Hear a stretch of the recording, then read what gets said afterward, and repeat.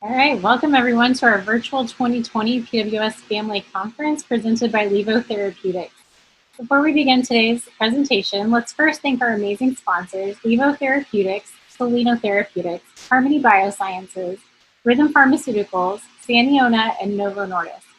Their support allowed us to make this conference free for all of our community members, and we are incredibly grateful for their contributions.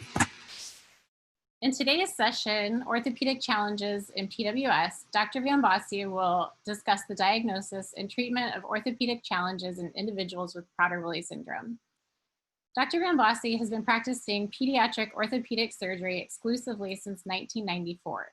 He joined the staff of the Philadelphia Shriners Hospital for Children in 2008, allowing for a more focused practice treating conditions of special interest.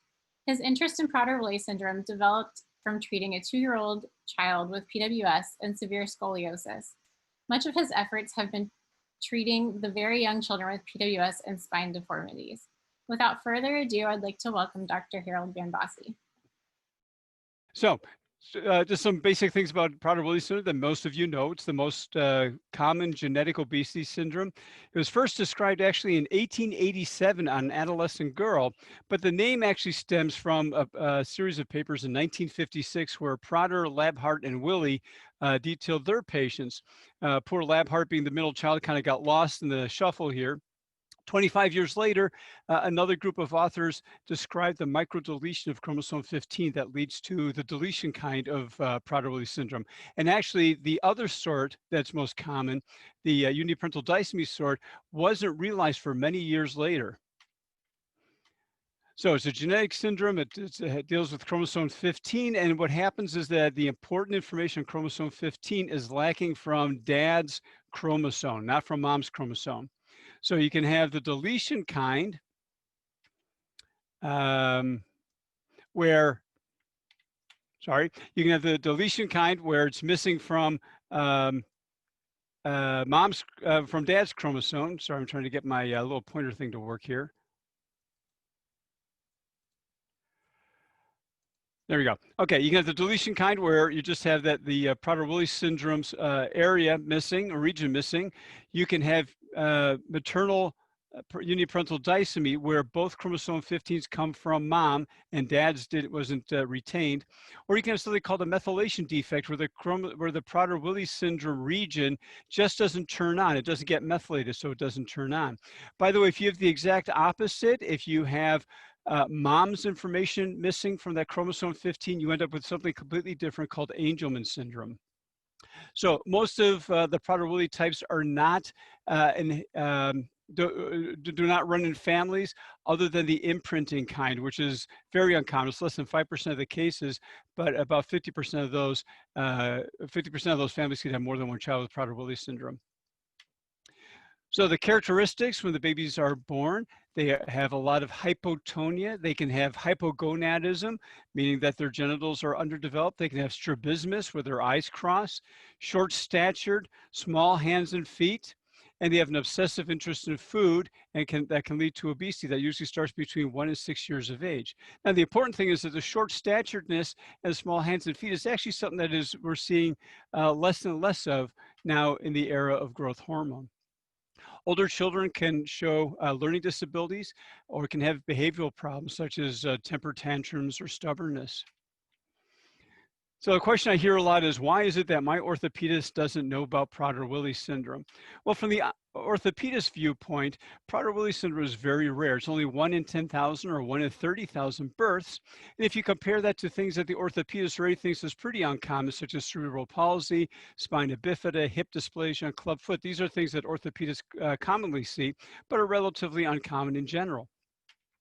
Now, the problem is that if you don't have an orthopedist who's going to go out and do some reading about Prader-Willi, what they do is they try to generalize it. They say, oh, this looks something like Down syndrome or something like some other syndromes, and therefore are going to treat it that way. And that's the wrong thing to do. They need to know more about Prader-Willi.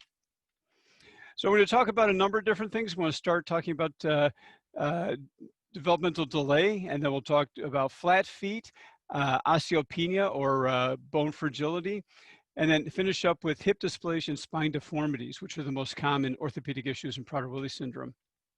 So start with developmental delay. We're going to have a poll. Here's our first poll. And the question is, how many families have a child with Prader-Willi syndrome who hasn't yet started to walk? So you can have a yes, walking, or no, not walking. All right. So actually we have almost a third of people who are tuned in say that their child is not yet walking. Okay, so hopefully we have some good news for you. So, as we know, the children early on have hypotonia. And in fact, this already manifests itself during pregnancy, where moms will oftentimes note that there was decreased fetal movement compared to previous pregnancies. And oftentimes the children have to be born by cesarean section because they just don't have the power to push themselves out of the birth canal. And oftentimes, in fact, the pregnancies are post-term, again, for about the same reason. In the newborn, we typically hear that children have a poor sucking ability and a weak cry, and oftentimes need to stay hospitalized for a while to help with feeding. Infants and toddlers will initially have poor head control and poor positional control. So when they sit, they kind of slouch down. And their milestones typically take twice as long as typical children. So if most children are sitting at 6 months of age, a child with Prader-Willi syndrome is on average about 12 months of age. And if most children are walking at 12 months of age, children with Prader-Willi syndrome are walking at about 27 months of age. So an examination of a child will find that they are weak and low-toned, and the trunk is especially low-toned compared to the arms and legs. And that is reversed for typical children. Typical children are stronger in the trunk initially. Again, they have small hands and feet, as we talked about before, and underdeveloped genitals. And these are findings that improve with the growth hormone. So what is treatment? Well, treatment is really therapy, therapy, therapy. From the start, we want to be working on balance and motor abilities. We want to start off with early intervention as soon as possible. And occasionally we have to go to bracing. So it's not unusual for me to hear from a family that their child was making fairly good gains, got to the point they were cruising, and then just seems to keep on cruising and not get to the point of doing any real independent walking. So that's when I'll start talking about ankle and knee control, because these children tend to have very weak ankles. And if the ankles are the kind of the foundation on which you stand, you need to support them. So I'll oftentimes prescribe ankle foot orthoses to help hold them up, because I want them walking any way possible. And then I like to say, we'll work on points for style. So first get them up walking so that they can explore their environment, they can get stronger. Walking becomes a self-rewarding activity.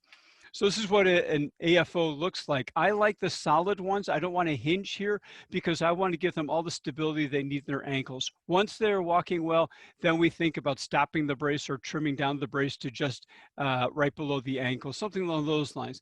But in the beginning, I want something that really supports them well if that helps them walking faster. But this is a good segue now. We're talking about the hypotonicity, the low tone of the feet, to talking about the flat-footed deformities. This is a very common thing that we see in children with Prader-Willi syndrome. You see here when looking at behind how the heels are way rolled out to the side. The inside ankle bone, known as the medial malleolus, is very prominent. In fact, you can barely even see the outside one. And the foot has kind of a curve to it if you look at the outer border of it. So this is what we call pes planus, or a flat foot. Oh, and by the way, there's also no arch here, right?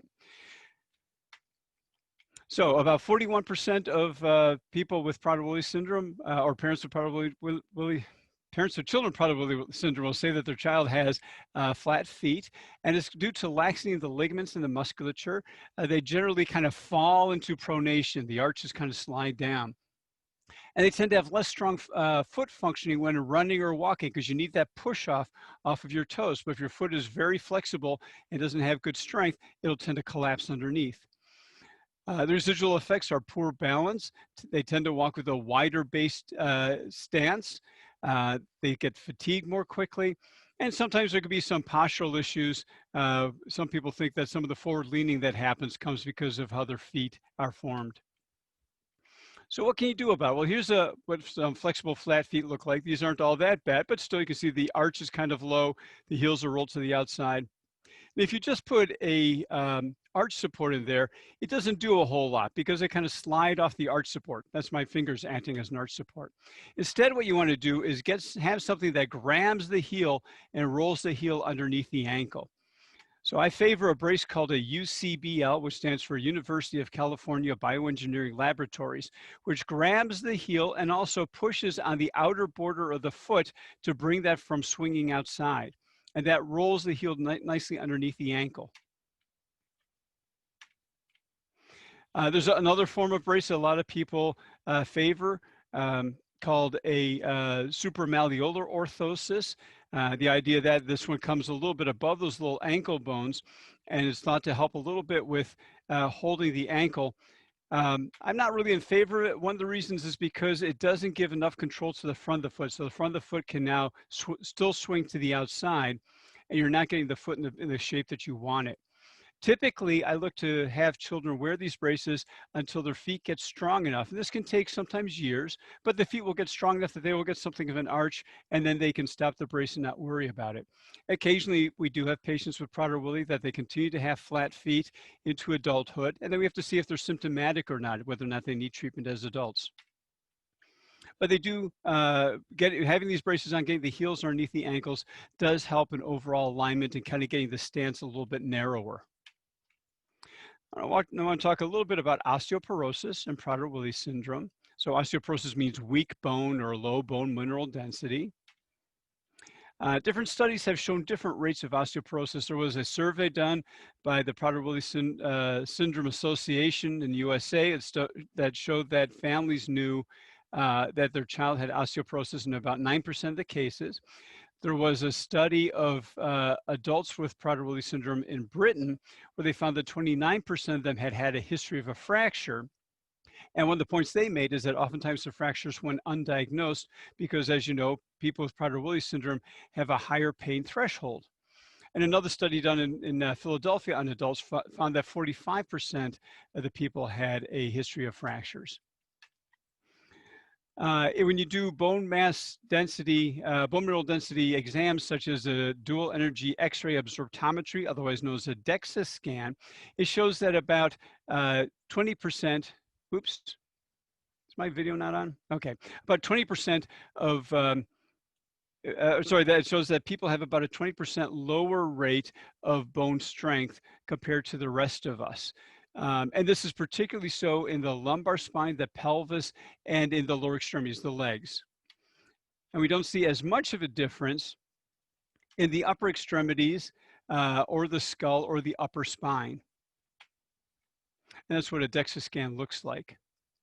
So what should we do about that? Well, in general, my feeling is that we don't need to go searching for who's got low bone mineral density, because it is a test that involves radiation as well as making a child lie still for a period of time. Better thing to do, most of our children are on growth hormone. We want to encourage that because that's good for bone strength. We want them to supplement with vitamin D and calcium. And we want them to be very active so that the force of gravity through their bones helps to strengthen the bones. And then we need to be aware that they can have an issue with bone strength, so that if they have an injury and they seem to be limping or favoring an arm, that's the time to go get an X-ray and not just think that it's a sprain because they're not acting as you'd expect a child with a fracture to act. It's also important for orthopedic surgeons when they're planning on doing surgery that involves bone, that we are aware that the bone may not be as strong as we expect it to be for the child's age. I want to talk a little bit about hip dysplasia. So this is probably the third most common orthopedic issue. Developmental delay is probably the most common. Spine deformities are the second most common, but probably the ones that get the most attention. And then hip dysplasia comes in third. But on the left, you see this is what pretty much a normal hip looks like. We have a round ball sitting nicely within a round socket, and the edge of the socket kind of comes up to the edge of the ball. And this is what a dysplastic hip looks like. So still a pretty round ball, but the socket kind of opens up widely.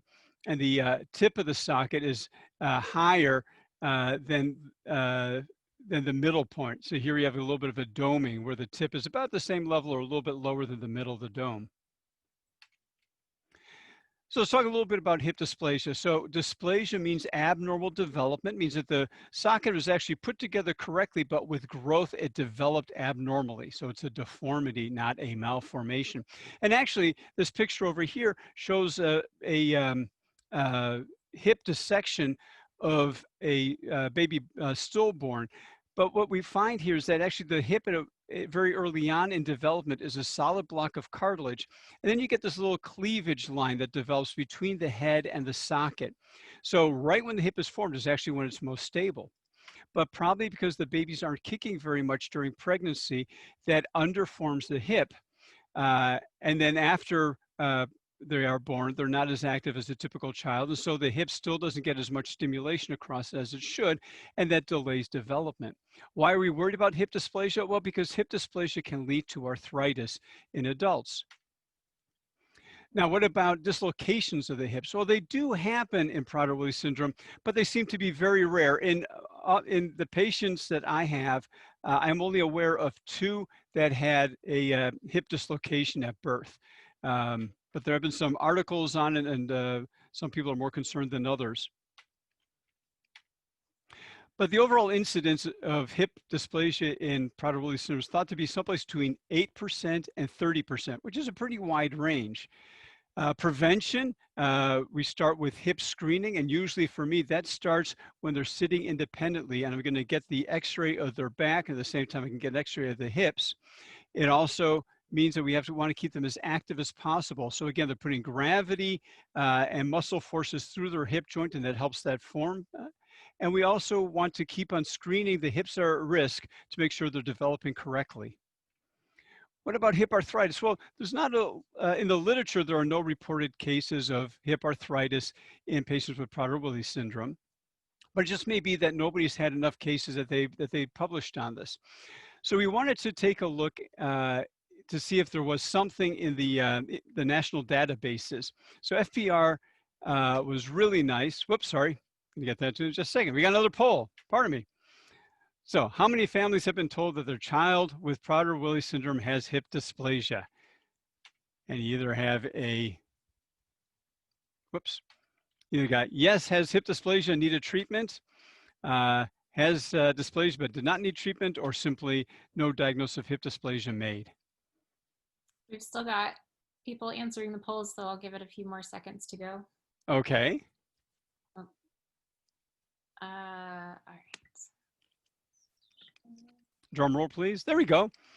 So actually 3/4 have said that they did not have a diagnosis of hip dysplasia. And then you have, of the rest, it looks like a smaller group said they noticed that those hip dysplasia did not need treatment. Another group said that they noticed there was hip dysplasia, but they did need treatment. So let's see if we can help make some clarification to that. So as I was saying, FPWR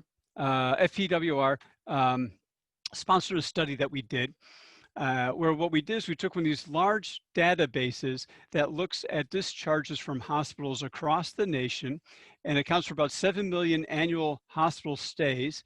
And there's a way that they can weight that number so that it projects out or estimates what would happen in 35 million hospital stays, which is about the number of hospital stays we think happens in the whole country. And so we asked this database from the years 2004 to 2014, how many total hip procedures were done, total hip replacements were done, and how many of those patients had Prader-Willi syndrome. So there's a total of 3.1 million total hips that were done over the 11 years, but of those, only 39 had Prader-Willi syndrome. Now, the interesting thing is that the big majority of those had it under 50 years of age, whereas in the typical population, it's rare to have a total joint done before 55. So those that needed it early on. But if we think that the rate of hip dysplasia is pretty high in Prader-Willi syndrome, then what do we think the rate of hip replacement should be? Well, it probably should be higher than the typical population. But if the incidence of Prader-Willi syndrome is about 1 in 3,000, we find that the rate of hip replacement is 1 in 80,000. That actually means that the rate of hip replacement surgery is much lower in Prader-Willi syndrome than it is in the typical population. So that means that for essentially what we have been doing up till now in terms of taking care of patients with Prader-Willi syndrome, hip dysplasia, it seems to be working pretty well. So let me explain a little bit more. So here's a 5-year-old girl. with translocation. And this is what her hips looked like the first time we saw her. She actually had no symptoms. She was up and walking, but by routine, we got x-rays and we found that her hips look like this. So this is, the red line shows where the socket should be. And as you can see, the socket is sitting kind of high. So we did an operation to point those balls better inside the hip joint, and they continue to then develop better after that. You see now how the sockets are starting to kind of come over the top of the ball better 2 years later. Now here's the girl, 5.5 years old, with some uncovering of the femoral heads here. You see the sockets are not quite covering over the heads. Now, if this was a typical child, I would say at this point in time, I need to operate on this child to get the hips to sit better, because we know from plenty of literature before us that in a 5-year-old, this is not going to get better in a typical child. But Prader-Willi children are not typical. So you see at 2 years or a year and a half later, starting to get some improvement, particularly she's facing us here. So it's the left hip. So particularly on the left hip. And here she is 10 years of age. And I would say that these are pretty normal hips at this point. So she's done a great job of taking care of this by herself and did not need relatively good size surgery. So here's a 13-month-old again. I look at this and say, that's a very slanted hip socket there. And that's the green line is where the hip socket should be. But look what she does when she's 5 years of age. This is an x-ray taken in her back brace, but you'll see those sockets have really come over the balls very nicely. And she had no treatment other than just keeping her active. So my point on this is that most of the treatment that we do for young kids with hips that look like these, would be to put them in a harness or something else like that. First of all, the harness puts them in a position that most of our babies with Prader-Willi syndrome have anyway. They hold their hips bent up and their knees bent up and their hips off to the side. So they're already putting themselves in that position. But what the harness does is it will slow the children from moving around. And as infants, we want them moving as much as possible. The other point is that a lot of these hips will get better by themselves without any treatment at all. So for that reason, I'd rather keep an eye on them. Even if they look like they're in the surgical range, I'd rather keep an eye on them and keep the kids as active as possible. So I'm much more in the camp of expectantly watching them rather than intervening. All right, so let's talk some about spine deformities. First, we're going to define our terms. A scoliosis is a side-to-side curve when you're looking at somebody from behind. Whereas a kyphosis is actually the normal curve you have in your upper back, and a lordosis is the small of your back. But you can have hyperkyphosis, an exaggerated curve in the upper back, just as you can also have a hyperlordosis. So the prevalence of scoliosis and Prader-Willi syndrome, according to literature, is somewhere between 60 and 70% of those who have finished growing. But it seems to be something of a bimodal age distribution, meaning that we see an early period of time where the kids can get a curve. Before their 4th birthday, about nearly a quarter of the kids will get a curve. And then there's another peak that happens at adolescence. And in between those two periods, there's not much in terms of curves occurring. And about 15% of children with Prader-Willi syndrome will need to get spine surgery. And the complication rate has been reported as high as 56%. So it is something that we have to be very careful about. So some more numbers. What do we use for our treatment guidelines? So typically a curve under 20 or 25 degrees we can observe. And what we're really looking at is what happens down the road. When somebody is done growing, if their curve is under 40 degrees, then 95% of the time the curve will not progress in adult. But if the curve is over 50 degrees, 95% of the time the curve will progress. And between 40 and 50 is something of a gray zone. So surgery is indicated for curves that are over 40 or 50 degrees, or are projected to be that when somebody reaches skeletal maturity. Now, personally, if I see a curve that's already relatively big, I'm going to hold off doing surgery until that curve is over 50 degrees in brace so that I can get the child to do some more growing for me. And it gives us all some more time to be thinking about what we need to do. One of the big issues with Prader-Willi syndrome is that the curves can be very well hidden. They're hidden in babies, where I've seen babies come to me with curves that are 30 or 40 degrees and nobody really noticed it because when you're looking at the back, you don't see much. Or this 8.5-year-old boy where you say, yeah, there's a little bit of asymmetry to his back. He's got his clefts are at different levels. But he's got this nearly 100-degree curve that he's hiding here. There's a little 18-month-old girl who's got a curve over 100 degrees. So the curves look a lot less significant when you're looking at the child than they really are. There's a 4-year-old boy, he's got a 30-degree curve. You can maybe see a little bit of shoulder asymmetry, but again, not a whole lot here that would suggest he's got a curve. So we have to be very careful to look for the scoliosis. Obesity doesn't seem to be much of a factor in terms of starting a curve or progressing a curve. And more than half of the severe curves start even before the onset of obesity. More likely, this is all due to hypotonia, especially in the younger children. Obesity is still important to control so that we can detect curves, or also if we're going to casting or bracing, that we can put a good cast or brace on them. There's a survey done in 2007 by PWSA USA, where they found that in terms of gender, females seem to have a 10% higher chance of developing scoliosis, but if you're looking at boys and girls who have curves, they seem to have about an equal risk of the curve progressing. If we look at the genetics, UPD seem to have a slightly higher risk of developing scoliosis according to the survey results, but no PWS type had a higher risk for progression. I think there's some nuance to this, and hopefully we'll understand it a little bit more as we go forward, particularly with the global Prader-Willi syndrome registry. I think there's some very important information that will come from there. So why do we treat these curves? It doesn't have to do with how they look. It has to do with the functioning of the heart and the lungs. If you have a big scoliosis like this child does over here, then the chest is involved. The chest is no longer symmetrical. So this lung field has a different shape than this lung field over there, and the lungs are not at their optimum shape. So I like to say the lungs are too squished to get enough oxygen into the bloodstream for the body.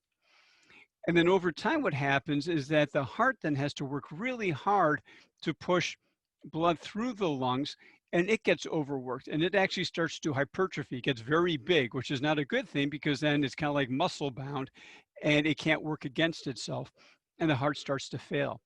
Now, this is typically not an issue until you get curves over 80 or 90 degrees.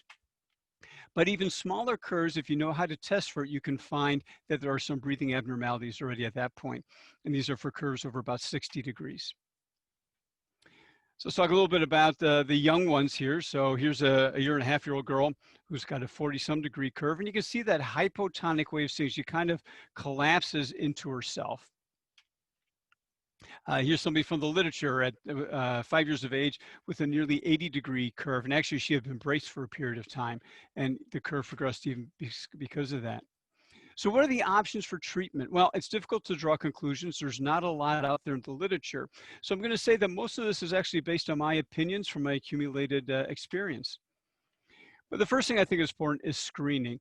Once a child starts sitting, I want to get x-rays of their spine, and possibly yearly if I'm not seeing much in terms of a curve, and probably do that up until about 4 years of age. After 4 years of age, we're probably in the clear until we get to be someplace between 8 and 10 years of age.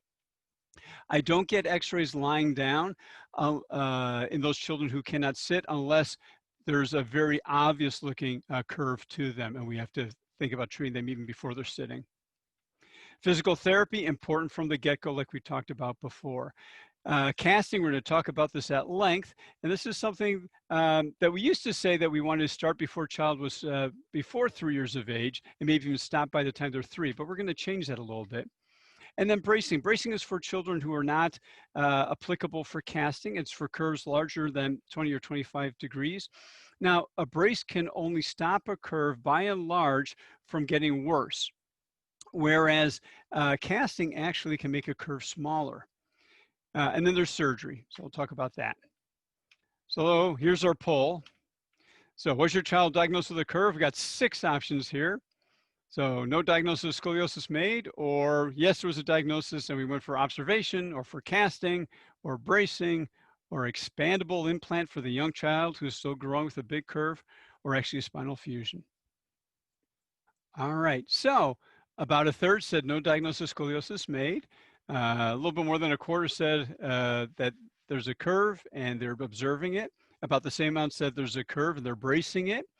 A small group that's gone on to casting, about the same size group that's gone on to spinal fusion, and then there's a very small group that are expandable implants. Oh, good. Well, it gives us an idea of what our audience is looking like. So let's talk about some. So first of all, therapy. Very important from the top, just like we talked about before. Want to work on trunk strengthening, sensory integration. That means knowing where your body is in space.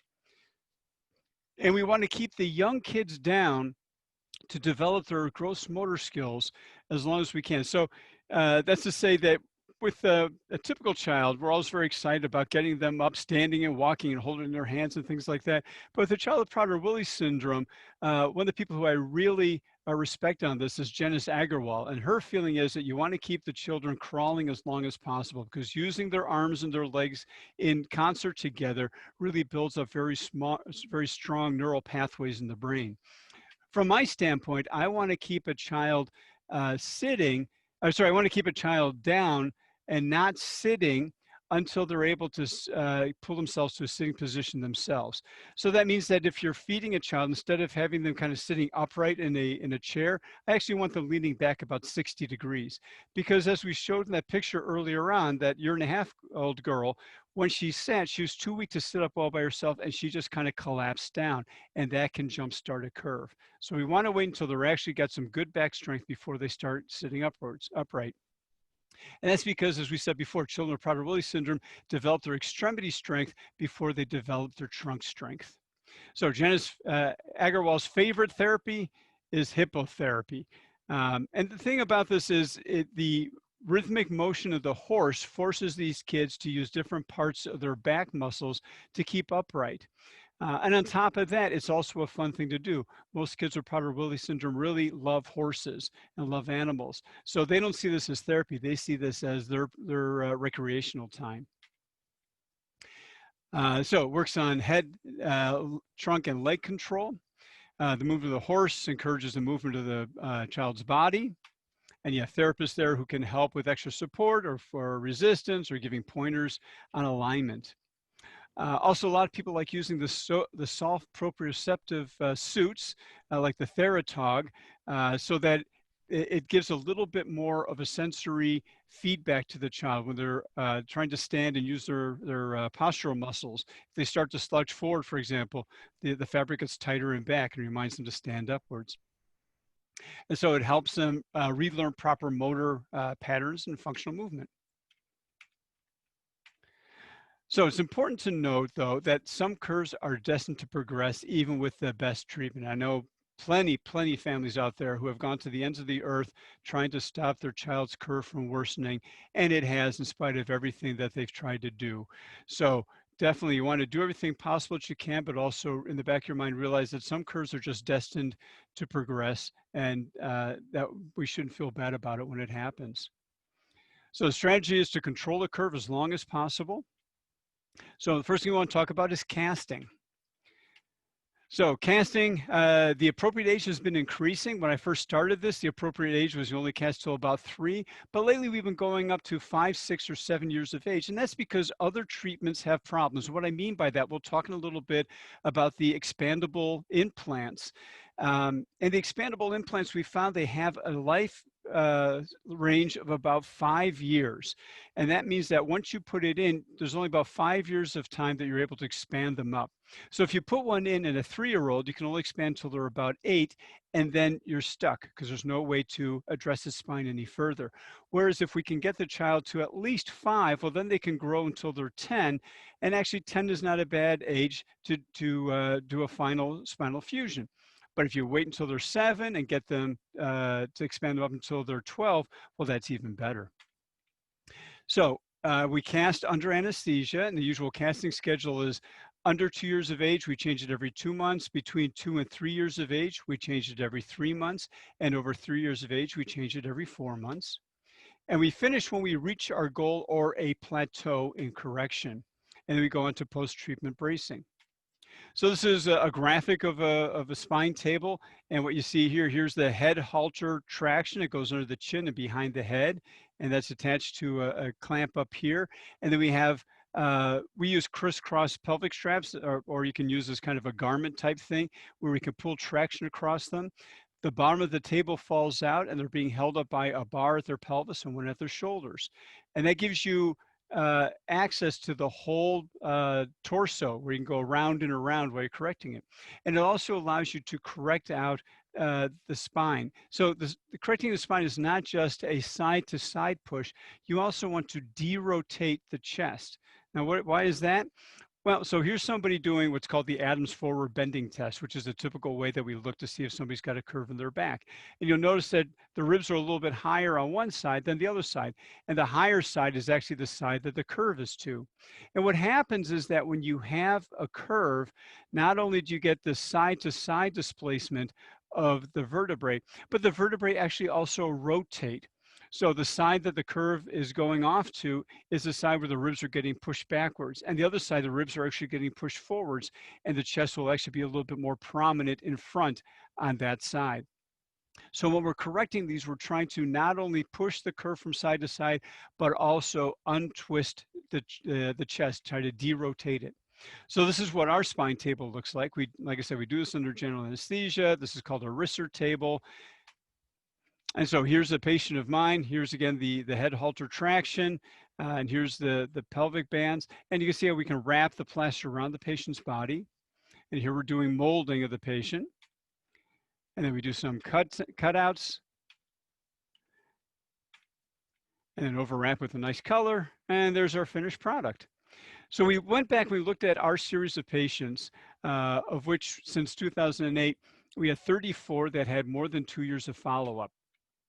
And our criteria for starting casting was a curve that was over 25 degrees with a child who was already sitting.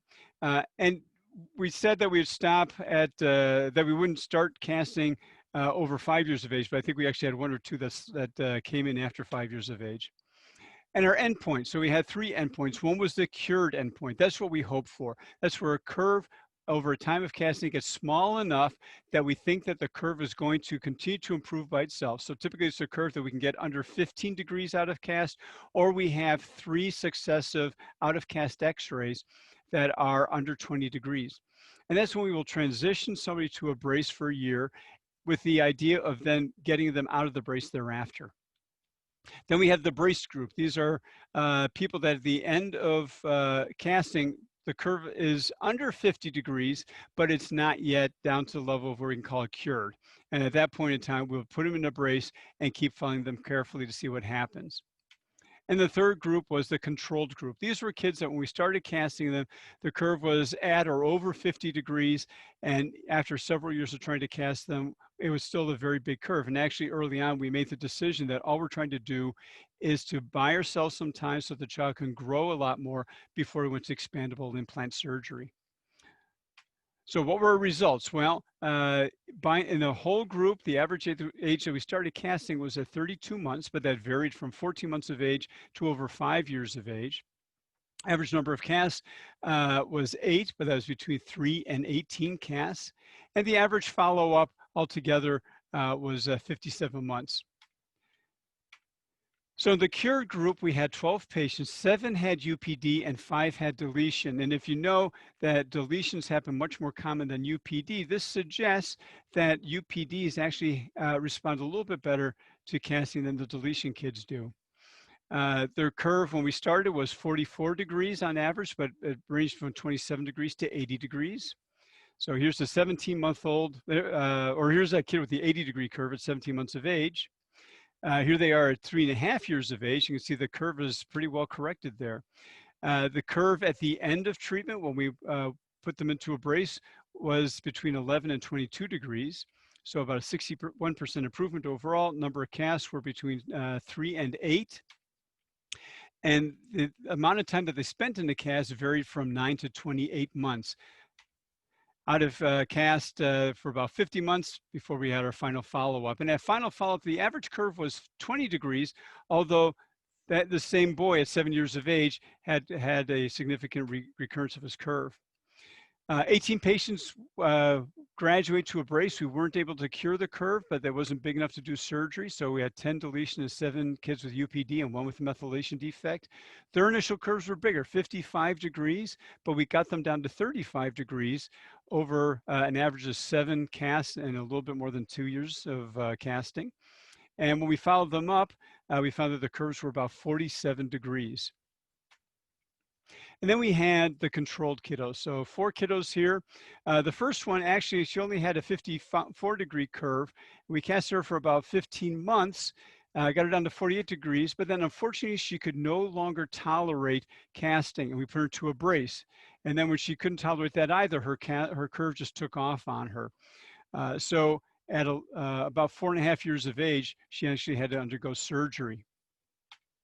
And then here's the other 3 where the average curve was in the 90s when we started. We got it down significantly, and we're able to get them several years older before they had to go on to surgery. So they were all 6 years or so. All right, so here's one of the child in the cured group. He was 17 months old when we first saw him with a 32-degree curve.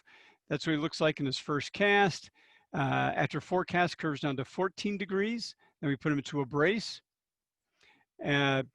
So here he is at 4 years of age, essentially no curve that we can find. Here he is at 8 years of age, a little bit of a curve. Now the problem is that casting and Prader-Willi syndrome is still new, so we don't know what happens when many of these kids who had a significant curve reach adolescence. And in fact, in our boy here, at 9 years of age, the curve is now 25 degrees, and 11 years has gone up to 30 degrees. So we're actively bracing him and watching him very carefully. Now here's a child who ended up in the controlled group. So she, at 18 months of age, she had a curve that was over 100 degrees. But you see, it's relatively flexible. We got it down to 54 degrees in her first cast. After 13 casts, she was at 2.5 years of age, and the curve was at 60 degrees. And then 18 casts and 4 years after we started, we were still able to keep her curve about 60 degrees or so, but now she was 6 years of age, and we're able to go to expandable implants. So very hard to predict which curves are going to go into the curve group and which are not. We could not find any difference in terms of gender, or if it was a right-sided curve or a left-sided curve, if the curve was up high in the rib part of the spine or down low, or even the age that we started casting. It did seem to make a difference what the initial curve size was. So if a curve was under 50 degrees, we had a 9 times better chance of curing the curve than if it was over 50 degrees when we started. So here's a 17-month-old boy with a 55-degree curve. We did 5 casts over 15 months and then braced him for a year. And here he is posing with all his 5 casts and his brace. And as I like to say, having scoliosis is tough, but I am tougher. And casting is survivable. What about bracing? Well, bracing is for curves that are bigger than 20 to 25 degrees, and they prevent curve progression.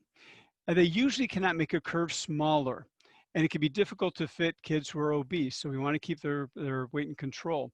But you can see kind of how this works. You have a child who is rather hypotonic, you put a brace on him, and you're able to not only correct the curve, but also stretch him out some, give him some support. So this is a fairly typical case. This girl had a 32-degree curve, and over 4 years of bracing it, we were able to slow it down. That only progressed by about 12 degrees. And then here we have some atypical things that I've only seen in Prader-Willi syndrome, but these are very exciting. So here's a 5-year-old girl with an imprinting defect, started off a 46-degree curve. And here she is with her curve at 22 degrees in brace. And that's her nighttime. So this is her daytime brace. Here's a nighttime brace. And 4 years later, her curve is down to 21 degrees and she's out of brace. It's unclear to me how that happened, but it's wonderful to see. Here's a 10-year-old with a deletion type, start with a 41-degree curve, which typically we would say she's got another 4 years to grow. It's probably going to get worse. We're probably talking about surgery. Here she is in her TLSO and her nighttime brace. And here she is 3 years later, the curve is 25 degrees. And then here's a boy who's got a hyperlordosis, which is an uncommon, or sorry, a hypolordosis or lumbar kyphosis, whichever way you want to call it. This is an uncommon thing to see in Prader-Willi syndrome, but we started by bracing him and trying to push the small of the back in the right direction, and he's done very well with that. Now, this is the opposite side of things. This 10-year-old had a 33-degree curve, and we diligently braced her. She was really good about wearing her brace, but unfortunately just kept on progressing, so that we had to then end up doing spinal surgery on her. So what about surgery? Well, surgery is indicated for curves that are over 40 to 50 degrees, particularly if we think those curves are going to be that big at maturity. We want to align the spine in the best position, not just from the side to side curve, but really what's more important is when you look at somebody from the side, the front to back spine alignment, to get that correct. We hold things in place with rods, as well as grabbing the spine with hooks, wires, and screws. There's a high rate of complication of Prader-Willi syndrome that includes infections, which typically happen from skin picking. There are anesthetic issues that are being worked out. And there's always the underlying problems with pulmonary issues with children with Prader-Willi syndrome, where they can get apnea. Their decreased bone strength can lead to hardware failure or pull-out. And we need to continually educate surgeons about these special risks. So here is from the literature, a 6-year-old boy with a 90-degree curve where they did some very nice surgery here, but here's the issue. He's only 6, and now his spine's not going to grow anymore. So he's going to end up being an adult with a chest the size of a 6-year-old, and that's really going to affect his lung functioning. So here's my first patient with Prader-Willi syndrome, 6 years old, had a curve over 100 degrees. And at the time, what we could do for him is put in a manual distracting implant here. So you see implants are anchored above and they're anchored below, and they cross over here, but with these connectors that we can loosen up and stretch them out. So we're able to gradually stretch out his spine, keep his curve under 50 degrees, and by the time he was 16 years of age, we graduated him. He didn't need any more surgery after that. Now, though, we have something called the magnetic expansion control system, otherwise known as the magic rods. And these have really worked out well. So here's a 10-year-old boy with Prader-Willi syndrome, starts off with an 83-degree curve. We put these rods in here. Now, what's great about these rods is that you can expand them in the clinic. You can put a external magnet on them that makes a little magnet inside the rod expand. And so you notice that there's like a little clear space here in the rods. That's where the telescopic rod is expanded. So over time, we're able to expand the rod out and keep up with his growth. And here's a partner of mine showing how this is done. And this is that electric magnet. And so what are we looking to do? Well, here's the girl. She had a 103-degree curve. We put the manual expanders in. And then at the very end of it, we just went and took out the rods we put in and just put in these solid rods without doing a full fusion. This is not yet mainstream, I'll say, and we call this graduation, but it seems to work pretty well for the kids with Prader-Willi, just merely taking out the expandable rods, putting in solid rods, and assuming that for the most part, they've already have fused everything in between. Now, this only works if they line up pretty well from the start, such as she did here. She lined up pretty well right before we went to surgery. So we didn't have to do anything special for her. So what about spinal fusions? Those are for curves over 50 degrees at maturity. We want to avoid going through the chest because the literature tells us that people with Prader-Willi syndrome have more of an issue when we operate through the chest. And we want to use the new pedicle instrumentation that we have available. So here's a 15-year-old girl with a 67-degree curve, and we straighten her out. And you see what we have is screws pretty much at every level here. These are the screws you see, and the rods going down there.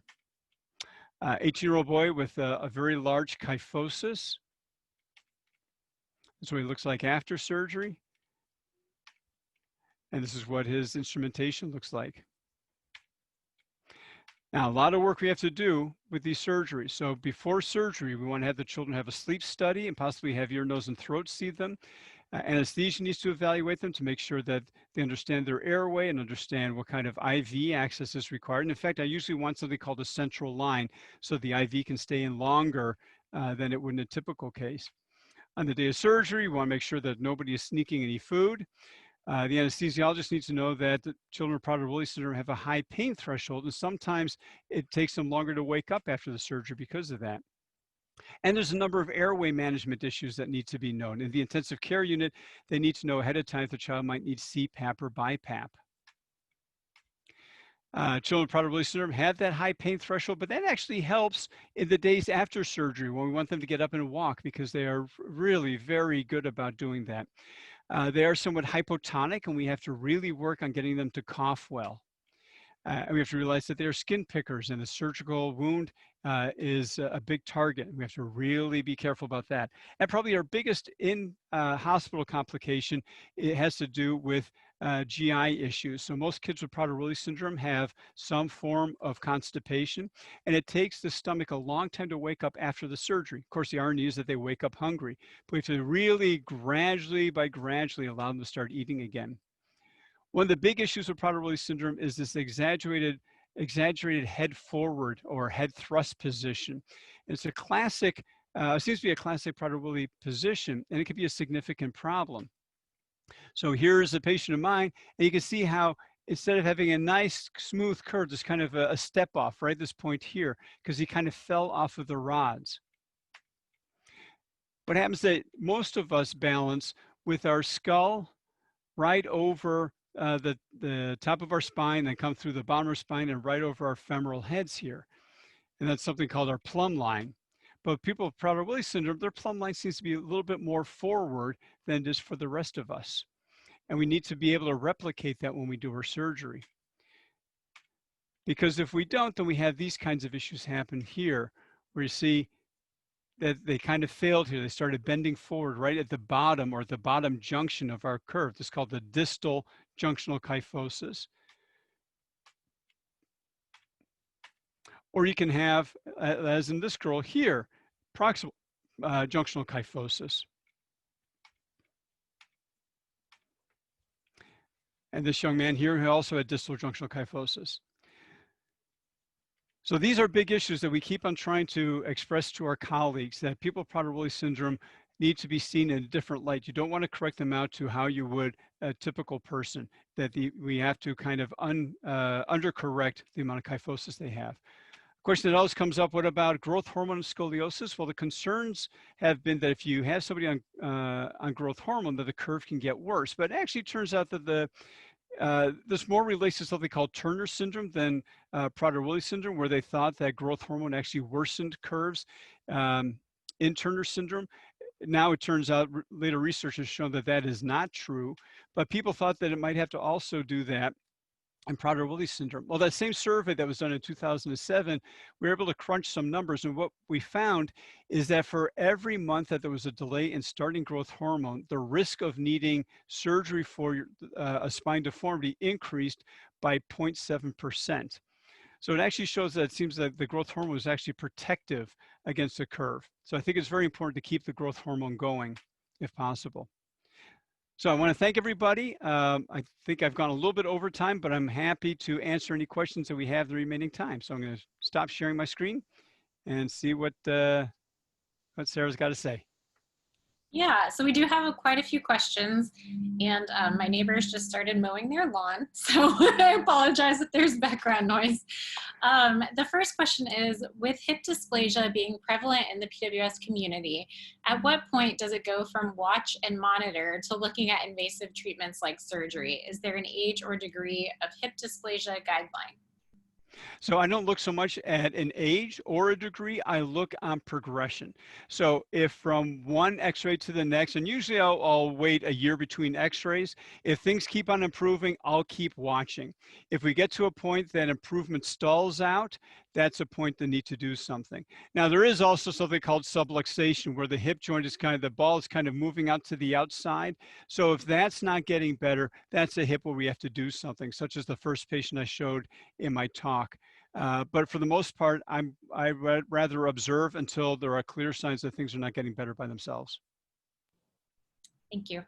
The next question is, what if our orthopedist doesn't seem to think AFOs are needed, but the PT does? I would side with the PT. And you know, the child is probably going to walk regardless, but the AFOs will just get them walking sooner. And we think that certainly the sooner they're walking, the more it helps with their general development. So that's the kind of thing where I would try to direct them back to the literature. We've written some things on there. I think there's some things on the PWSA site on that. So just got to kind of encourage them to look into the literature. Okay. The next one, can the UCBL brace be used on adults if no braces were worn in childhood? They can, but your reason for doing that in an adult would be for comfort. So in a child, we're actually trying to improve the shape of the feet as they grow so that hopefully they'll have a better foot shape when they're done growing. Whereas in an adult, you're really doing, if they're uncomfortable, that we can hopefully improve their comfort. And if that doesn't work, then you might talk about doing something surgical. Okay. At what age do you suggest orthotics for flat feet? Our PT said flat arched feet evolved in time, and our child is 2. So they are right for a typical child, but for a child with Prader-Willi syndrome, I will go, I usually I start them off with AFOs, and then when they are walking well, then I'll take a look at the shape of their feet, and if I need to, I will then cut the AFOs down to UCBLs or start ordering UCBLs. If I'm seeing a child who's already walking, say they're 2 or 3 years of age, and they're already walking, but they have very flat feet, then I will encourage the parents to allow me to order UCBLs for them. The next question is, are there some signs of hip dysplasia that parents can notice? No, it has to be done by x-ray. And I would wait with the x-ray until you're getting the x-rays for the spine. So that's usually about a year to a year and a half of age when the child is able to sit upright. Okay.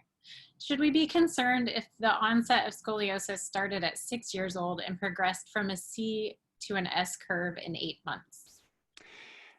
So the C and the S, there's a lot of misunderstanding about that. So a C-shaped curve just means that the child is so hypotonic that they have no way of correcting themselves up. An S-shaped curve actually means that you have somebody who they've got a curve below and they're making a second curve above that to get their head over their pelvis. So an S-shaped curve is really the better curve to have. A C-shaped curve makes us a little bit more nervous about what's going on with the child in general. But a curve that started at 6, my first guess would be that the curve is actually there later, or sorry, was there longer and had been missed when they were younger. Otherwise, if it truly started at 6, it's an odd age to start curves in Prader-Willi syndrome. And if anything else strange is going on, I would maybe suggest getting an MRI to make sure there's no funny things going at the spinal cord that could be explaining the curve better than the Prader-Willi syndrome. Okay. The next question is, my daughter has been walking for a few months. She's currently 30 months old. She wears AFOs for a few hours a day, but she hates them. Can she switch to SMOs? If she's walking well, absolutely. Absolutely. Particularly if she's able to walk without any braces at all, then I'd say then you concentrate on what the foot looks like. If the foot is a flat foot, then some kind of bracing is warranted. If the foot otherwise looks great, then no bracing at all is needed. The next question, COVID era has made casting recommendations difficult. May have casted, but don't want to do it now with surgeries that have been canceled since it requires regular recasting. Is there danger in waiting if the brace is holding it from progressing and decreased by a few degrees? That's really, it's an individual thing, so you'd have to be able to see what things look like, but it sounds if they've gotten a brace that is really holding the child well, then they can maybe mark some time, particularly if they're very concerned about going under anesthesia. Although at my hospital, we have just resumed all our castings. And what we do is just test all the children for COVID before we take them to the operating room. Okay. Her follow-up question was, should we resolve ourselves to the fact that our son will spend a lot of his childhood in a brace or a cast? Again, without knowing the size of the curve or the age of the child, hard to say. And it could be possibly, and maybe not. Yeah, the goal is always no, but sometimes that's the case. Let's see, the next question. My toddler is 20 months old. He has been pulling himself up to standing for some time and recently started taking steps. He is slowly walking and his feet are facing outward. Does this need to be corrected or will it get resolved on its own? So that'd be, again, the child that I would talk about getting some AFOs, not only to give the ankle some support, but it sounds like the child also has pretty flat feet that are turning outwards. So helping to roll them back, rolling the heels underneath the ankles and straightening out the abduction of the front of the foot will help. Okay, what are your thoughts for posture braces, specifically tonus elast brace for kyphosis and the nature of sitting for Zoom's online school a lot of the day for a first grader? So I'm not familiar with the tonus brace, but I'm guessing that's just one of the different kinds of braces for kyphosis. And without knowing the size of the kyphosis, I think if it's a big enough kyphosis to treat and the child is able to tolerate the brace well, I think it's the appropriate thing to do. Okay. The next question, does the muscle weaken during casting treatment? Right. That's always a concern, and probably there's a certain part of that. But the other thing is that if you have a big curve, all the muscles on the outside of the curve are getting stretched to the point that they can't strengthen up. So part of the idea is if you're straightening out that curve, now these muscles here can contract like they need to and get stronger over time. The other point is that if you have a child who's up and walking and staying active, they are actually firing those muscles inside the cast, and that should be strengthening up those muscles. So the overall point of this is getting a straight spine, and obviously part of that is getting stronger muscles to help hold at that position. There's a lot of questions. Let me check real quick. Okay, we've got some time. Do you think there are any kinds of supplements like collagen which can possibly help with orthopedic issues? The only supplements that I can tell you about from an orthopedic standpoint would be the vitamin D and calcium. No other supplements that I know of that make any sense from the orthopedic standpoint. And I can't talk about other things like carnitine and CoQ10. I don't think they have much of an impact on the orthopedic side, although they can have an impact on the general activity and energy side, which can be important for keeping the kids active and building up their bones. Okay. My 14-year-old son has a 16-degree curve and kyphosis. He's just basically doing core exercises every day, but I feel like that's not enough. Is there anything more we can be doing, and will the curve and kyphosis continue to get worse? So typically we think that when kids are done growing, if their curves are under 40 degrees, they won't get any bigger. Now, kyphosis is a different matter because you can also have a very large kyphosis that can get bigger in adulthood, but that would be a kyphosis over about 75 degrees, where a typical kyphosis for most of us is about 40 degrees. So a 14-year-old, the 14-degree curve, if we're just looking at the scoliosis side of things, he's only got about 2 years left to grow. Interestingly, kids with Prader-Willi syndrome seem to follow about the same growth curve as typical kids. So boys grow until they're 16, girls grow until they're 14 on average. So he's only got 2 more years to grow. Unlikely that curve is going to progress to the point that needs anything done.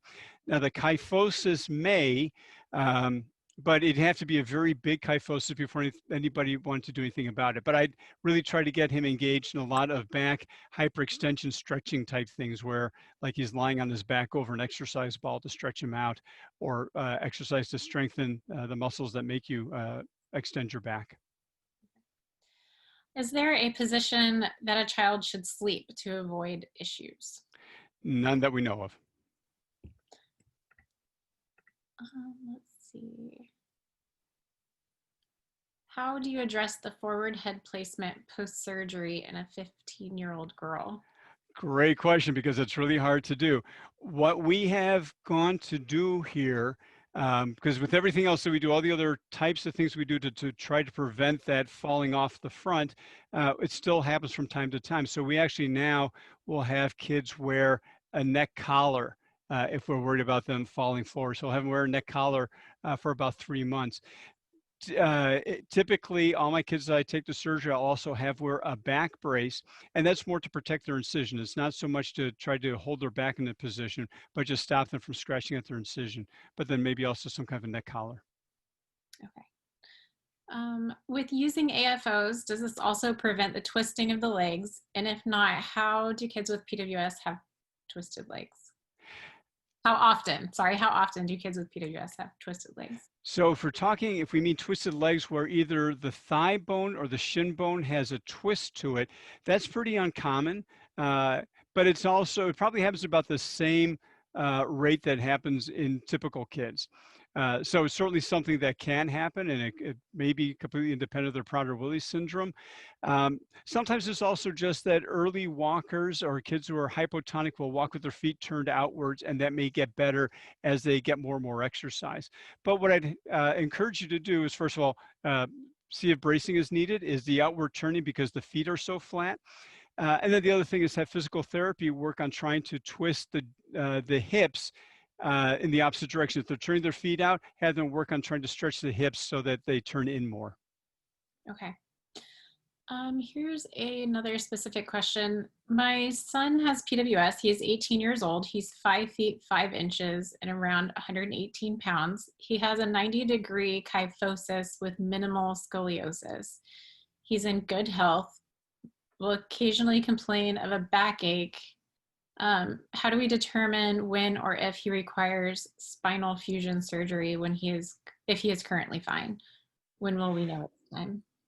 So just by numbers, I'd say that's a curve over 75 degrees. So that already kind of reaches criteria for treating it, because you do worry about that kyphosis worsening. But he's already 18 years of age. So then you say, well, maybe what you do is you draw a line in the sand. You say, if it goes over 95 degrees, if it progresses another 5 degrees, then it's time for surgery. Or if he has back pain that you can't get better, because kyphosis does cause back pain. And maybe get an x-ray on him once a year to see how things are going. But if it does show signs of progression, then something should be done about it. Now, kyphosis can also affect how the lungs work. So if there's any kind of a respiratory issue, then there should be a good conversation between the orthopedist and the pulmonologist about whether or not treating the back will make the respiratory issue better. Okay, if you don't mind, I think we have about 5 more minutes. We could keep going with questions. Are you okay with that? I can go as long as you want. Okay, here's a question from someone in Belgium. She said that the doctor who's monitoring her son is the multidisciplinary clinic. They continue to say that the son does not need an x-ray, even if he is 20 months and already taking some steps. The experience with PWS is very low there. Should she insist on a baseline x-ray now? Is there anything specific she should mention to them? So I would, and I'll put in a little plug for an article I wrote with Merlin Butler during the winter time.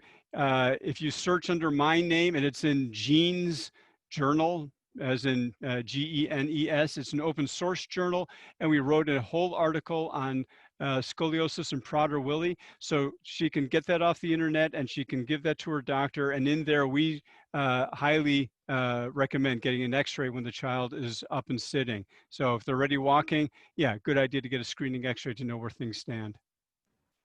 Okay. Should a 6-year-old with flat feet wear orthotics? Yes.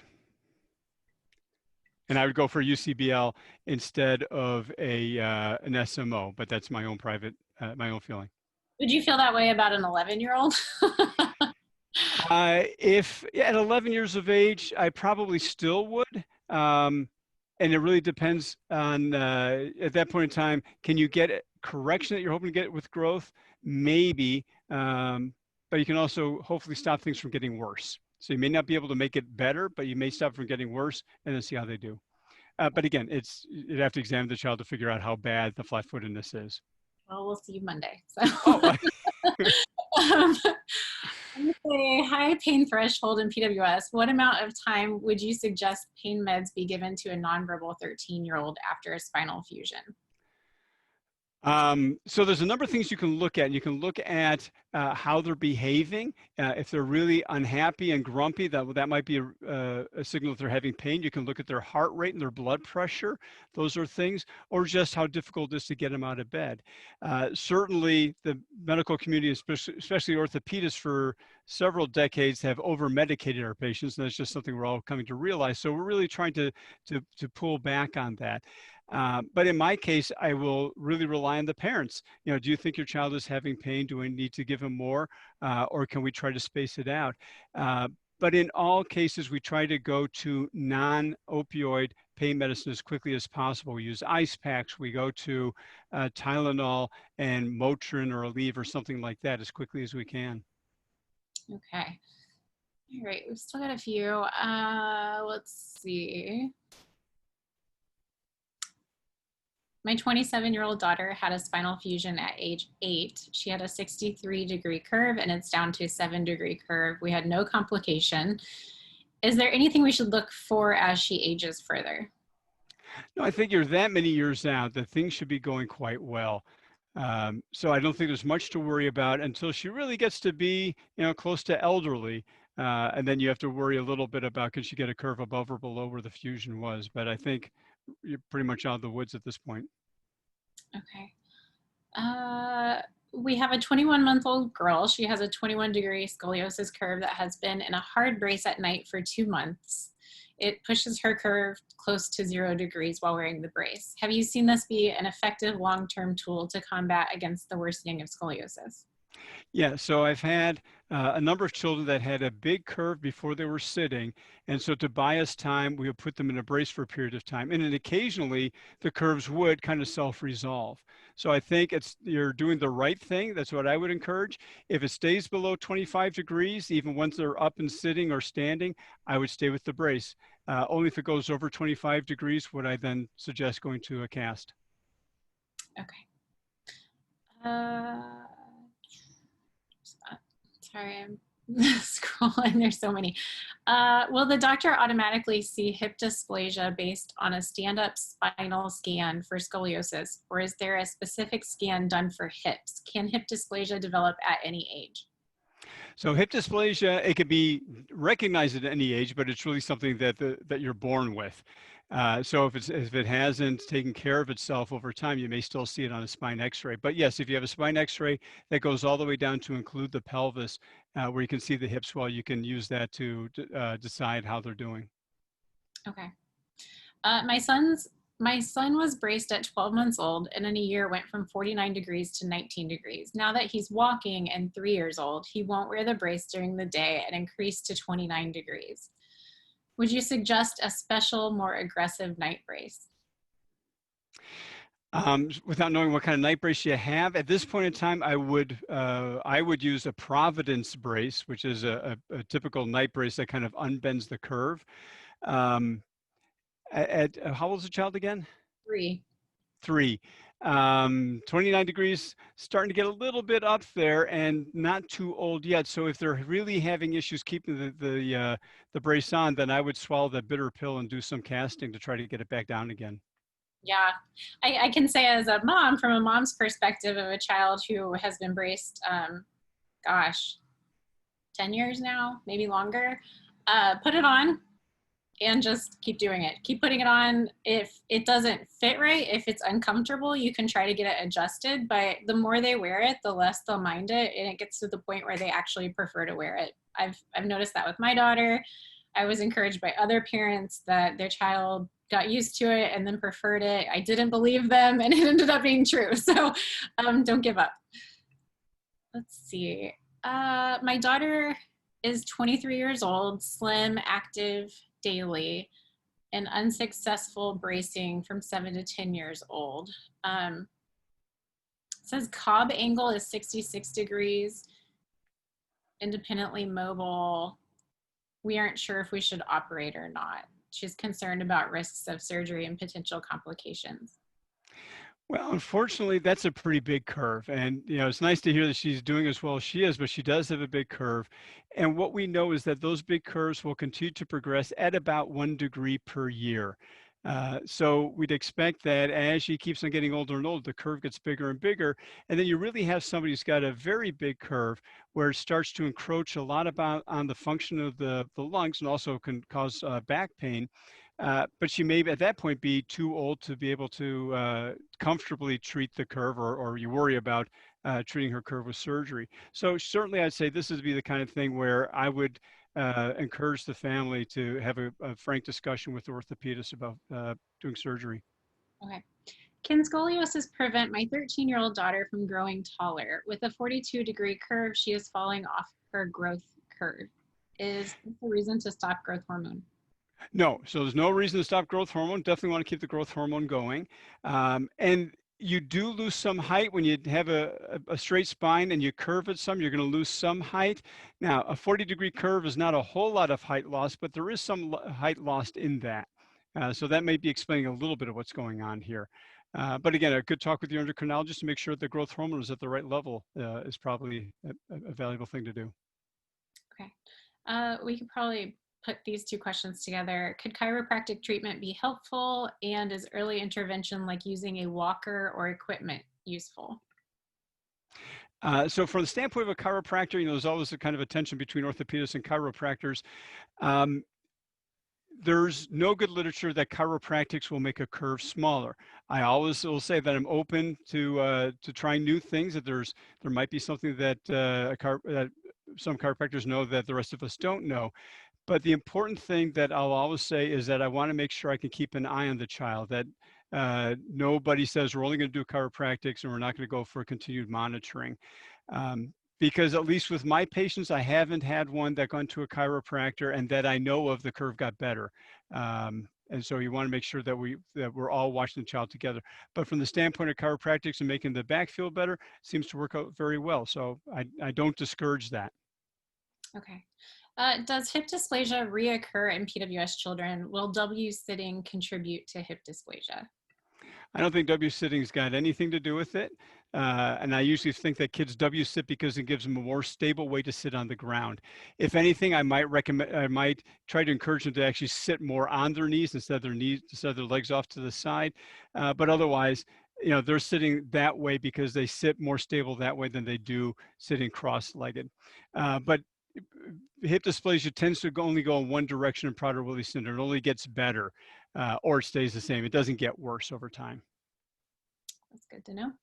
15-year-old post-surgery has a major shoulder drop. What should we do? It's probably related to the curve at the very upper part of the spine, that there's a curve still remaining, and that's why you have an asymmetry of the shoulders.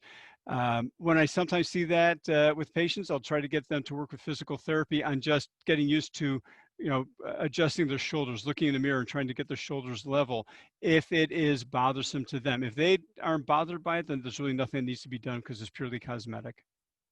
Okay. Where the foot is severely rolled out in a 15-year-old girl and surgery is recommended when growth finished, is that wise? So it sounds like the foot is severely rolled out and they're recommending surgery when growth is finished. Right. So sounds like somebody with really bad flat feet. And yeah, if it's bothering them, and this might be the one that I would put into a brace to see if that lines them up better and that their discomfort goes away. But yeah, surgery is pretty reliable for fixing that. It's not a very big surgery. Now the child is 15, she's a girl, so most likely she is done growing. So she probably at any time she could have that surgery done if she needed it. Okay. This person said, I may have missed it, but when describing post-casting or bracing, did all of the patients, was activity at home taken into consideration as an impact on the degree of correction?